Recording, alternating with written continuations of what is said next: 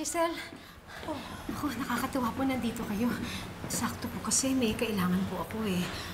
Baka naman po pwedeng pakiusapan niyo si Warden. Mag-request po ko yun na palabasin ako sandali. Kasi po, uoperahan po yung anak ko sa Apex. Eh, hindi po ba ospital ninyo yun?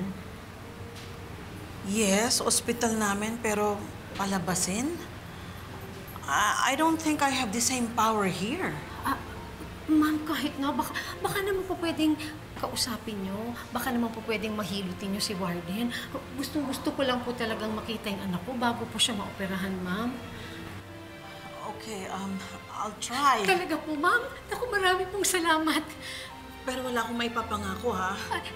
Okay lang po yun. I'll just try. Yes, basta subukan nyo po. Naku, maraming salamat po, ma'am. Maraming pong salamat talaga. Thank you po.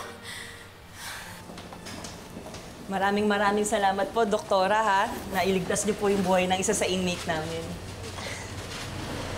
Warden, may itatanong lang po ako. May napansin po kasi ako sa mga inmates, eh. Kamusta po ba yung infirmary niyo po dito? Kompleto po ba yung mga gamot ninyo? May naka-duty po ba na doktor?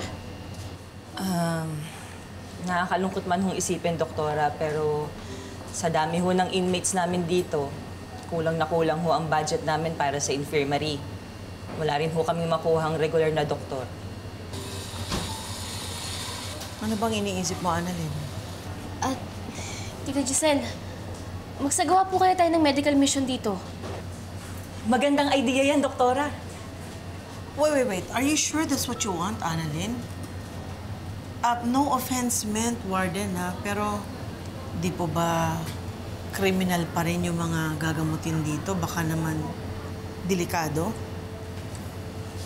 Tita Giselle, nakita ko po yung sitwasyon po ng mga inmates. Kawawa naman din po sila. Siguro nga po may mga nagawa po silang kasalanan, pero tao pa rin po sila na kailangan po ng tulong. Huwag po kayo mag-alala, ma'am. Merong mga jail guards naman po tayo na magbabantay kung sakali. Safe na safe po kayo dito. Sige na po, Tita Giselle. Sa tingin ko po magandang idea po to.